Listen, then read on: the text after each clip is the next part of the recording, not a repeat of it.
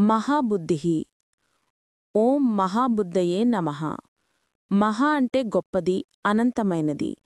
బుద్ధిః అంటే జ్ఞానం, వివేకం, గ్రహణశక్తి. మహాబుద్ధిః అంటే అనంతమైన జ్ఞానశక్తి కలవాడు, బుద్ధిమంతులలోకి బుద్ధికి మూలమైనవాడు.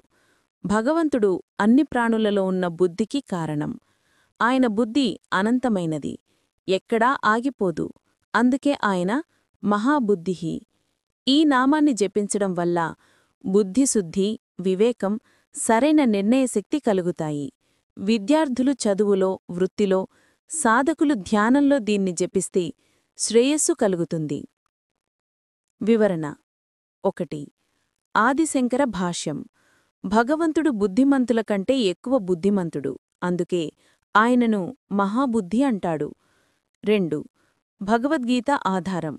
7వ అధ్యాయం 10వ శ్లోకంలో శ్రీకృష్ణుడు బుద్ధిర్బుద్ధిమతామస్మి అని చెప్పాడు. అంటే బుద్ధిమంతులలో ఉన్న బుద్ధి నేనే. 3. పరాశర భట్టార్ వివరణ. భగవంతుడి జ్ఞానం ఎలాంటి బాహ్యేంద్రియాలపై ఆధారపడదు. ఆయనకు కళ్ళు లేకుండానే చూసే శక్తి ఉంది, చెవులు లేకుండానే వింటారు, శరీరం లేకుండానే సృష్టిని ఆవహిస్తాడు. అందుకే ఆయన మహాబుద్ధిః. 4. ఉపనిషత్తుల ఆధారం. 1. విశ్వతశ్చక్షురుత విశ్వతో ముఖః. ఆయన అన్నివైపులా కళ్ళు, ముఖం కలవాడు. 2. పశ్యత్య చక్షుః శృణోత్యకర్ణః. ఆయన కళ్ళు లేకుండానే చూస్తాడు, చెవులు లేకుండానే వింటారు. 3. సర్వతోక్షి శిరోముఖం. ఆయనకు ఎక్కడ చూసినా తలలు, ముఖాలు, కళ్ళే. 5. నాథముని వసనం. భగవంతుడు ఒకేసారి తన శక్తి వల్ల అన్ని విషయాలను ప్రత్యక్షంగా తెలుసుకుంటాడు. 6. సత్యదేవ వాసిష్ఠుడు. నక్షత్రాలు, గ్రహాలు ఖచ్చితమైన కక్షలో తిరుగుతూ ఉండటం భగవంతుడి మహాబుద్ధికి ఉదాహరణ. సృష్టిలో ప్రతి ప్రాణిలో ఉన్న తెలివితేటలు ఆయన జ్ఞానం వల్లనే కలుగుతాయి. 7. రాధాకృష్ణ శాస్త్రి. మనలో ఉన్న అంతఃకరణ చతుష్టయలో బుద్ధి ప్రధానమైనది. మనసు ఇచ్చిన ఎంపికలలోంచి సరైనదాన్ని బుద్ధి ఎంచుకుంటుంది. మన బుద్ధి అల్పమైన వాటిని ఎంచుకుంటుంది, మహాబుద్ధి శ్రేష్టమైన దానిని ఎంచుకుంటుంది. భగవంతుడు ఈ మహాబుద్ధికి ప్రతిరూపం. మహావీర్యః. ఓం మహావీర్యాయ నమః. మహా అంటే గొప్పది, అనంతమైనది. వీర్యం అంటే శక్తి, ఉత్సాహం, దివ్య సామర్థ్యం, సృజనాత్మక శక్తి. మహావీర్యః అంటే అనంతమైన సృజనాత్మక శక్తి కలవాడు, సర్వసృష్టికి మూలమైన దివ్యశక్తి. భగవంతుడు సమస్త సృజనాత్మక శక్తుల మూలం. ఆయన తన వీర్యశక్తితోనే సృష్టిని ఉత్పత్తి చేసి, స్థిరపరచి, కాపాడుతున్నాడు. ఎలాంటి కష్టం లేకుండా విశ్వాన్ని నిర్వహించే అచంచలుడు, మహావీర్యుడు. 1. ఆదిశంకర భాష్యం. భగవంతుడి వీర్యం అంటే విశ్వసృష్టికి కారణమైన ఆ దివ్యశక్తి. అది తెలియనిదైనా, అవిద్యారూపమైనదైనా ఆయన శక్తివల్లే విశ్వం ఉత్పన్నమయ్యింది. అందుకే ఆయన మహావీర్యుడు. 2. భగవంతుని స్థిరత్వం. ప్రపంచంలోని ప్రతీదీ కాలక్రమేణా మారిపోతుంది, కాని భగవంతుడు మాత్రం మార్పులేని అచంచలమైన మహావీర్యుడు. 3. సులభ కార్యసాధకుడు.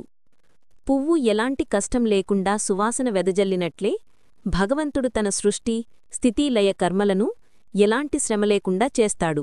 ఇది ఆయన మహావీర్యానికి నిదర్శనం. 4. స్వామి చిన్మయానంద వివరణ. వీర్యం అంటే సృజనాత్మక ఉత్సాహానికి మూలం.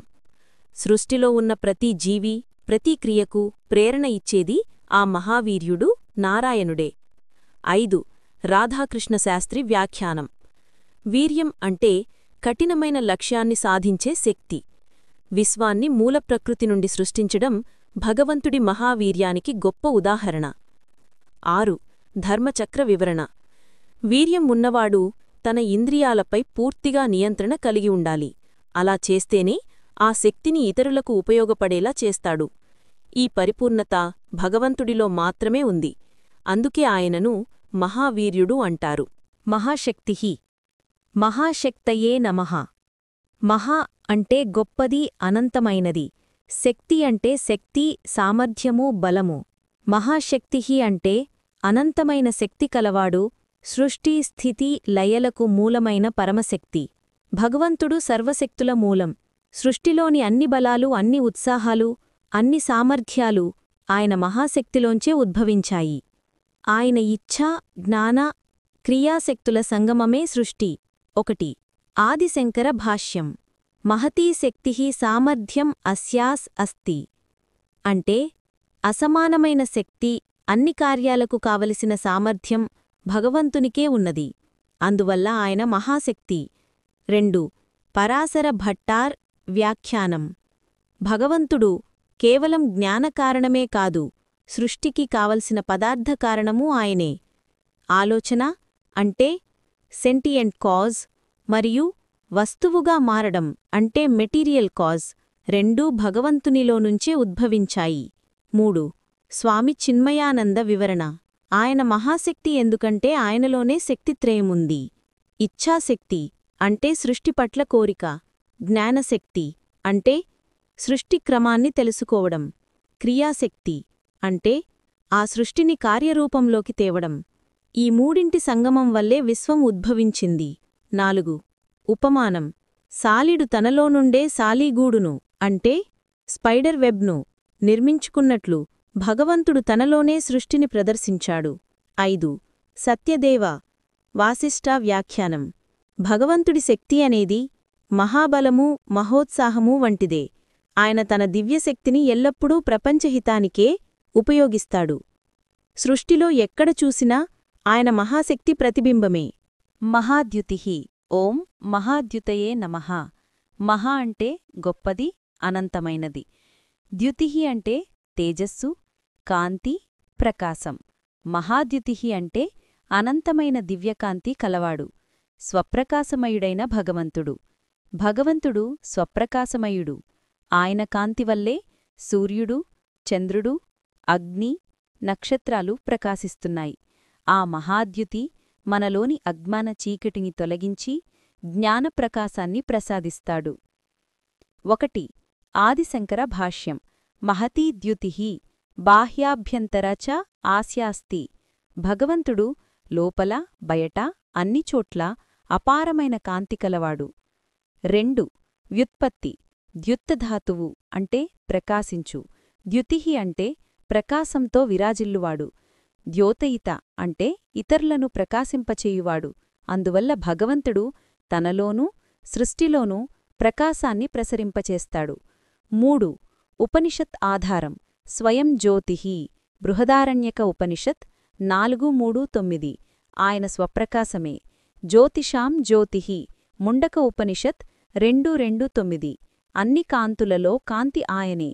తస్య భాసా సర్వమిదం విభాతి. ఈ జగత్తులో కనబడే ప్రతి ప్రకాశమూ ఆయన వలన. 4.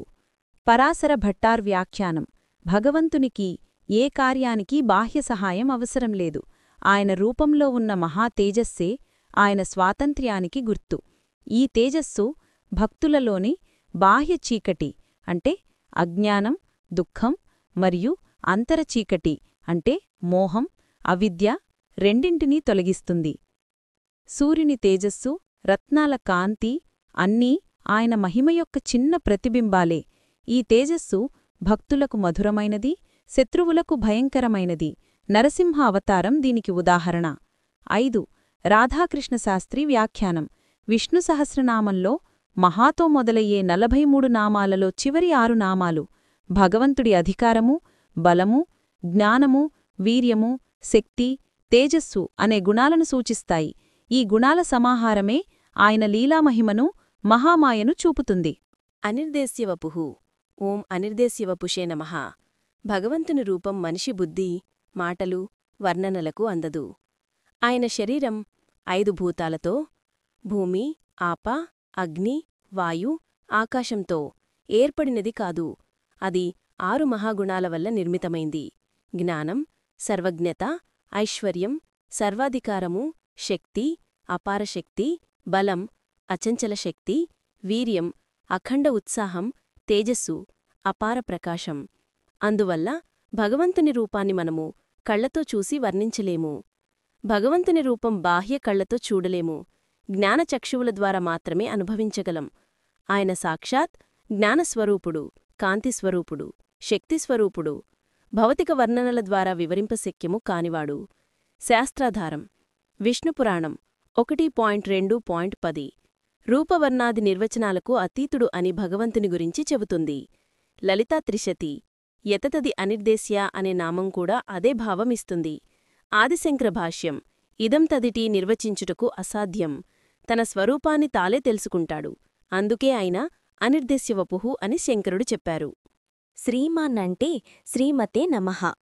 శ్రీ అంటే ఐశ్వర్యం, సౌందర్యం, లక్ష్మీదేవి, కాంతి, మహిమాన్వితం. మానంటే కలిగినవాడు. శ్రీమాన్నంటే శ్రీ కలిగినవాడు అంటే సంపద, సౌందర్యం, లక్ష్మీ కలిగినవాడు. లక్ష్మీపతి, సకల ఐశ్వర్యాల ధారుడు. భావం 1. లక్ష్మీపతి భగవంతుని వక్షస్థలంలో శ్రీమహాలక్ష్మి సదా నిత్యంగా నివసిస్తుంది. అందుకే ఆయన శ్రీమాన్. 2. సౌందర్యం మూర్తి. ఆయన సహజ సౌందర్యానికి సమానం లేదు.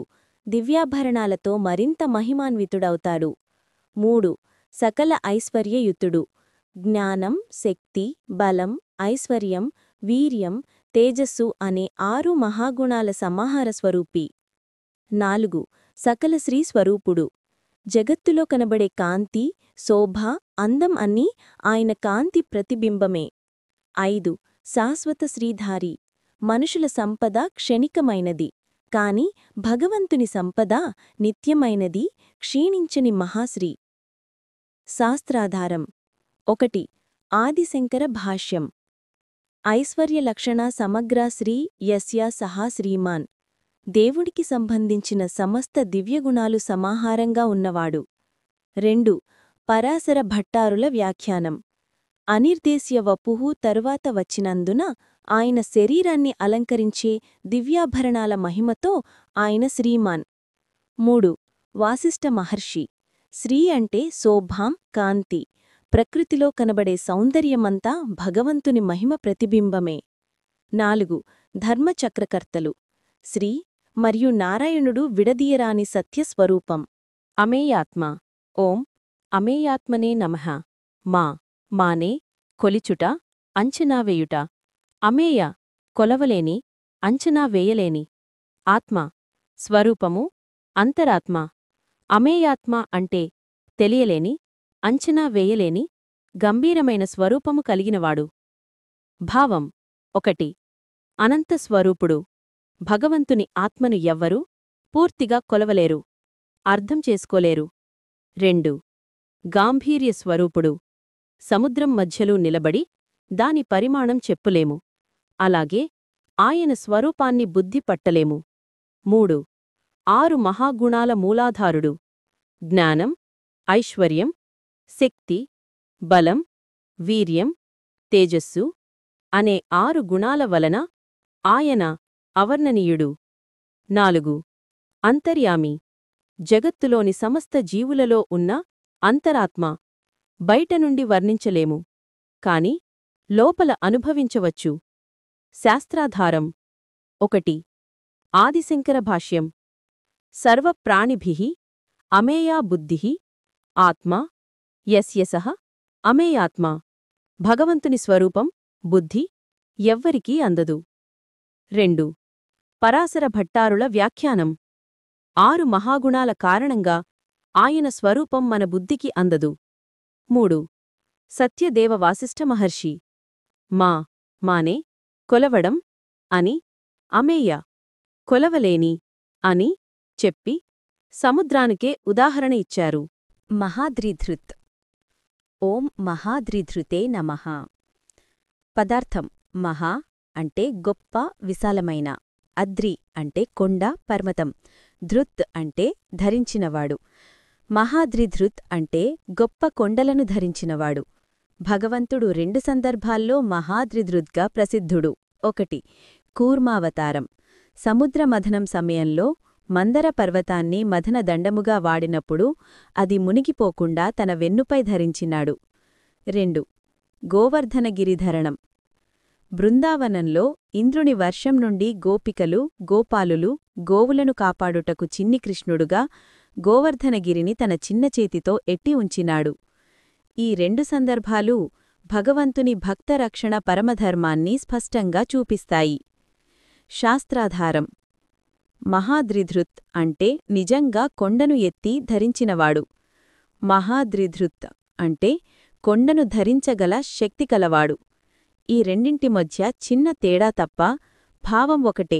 భగవంతుడు భక్తుల కష్ట సమయంలో సహాయకుడిగా ఉండువాడు. తత్వార్థం భౌతిక స్థాయిలో భగవంతుడు పర్వతాన్ని ఎత్తి ధరించాడు.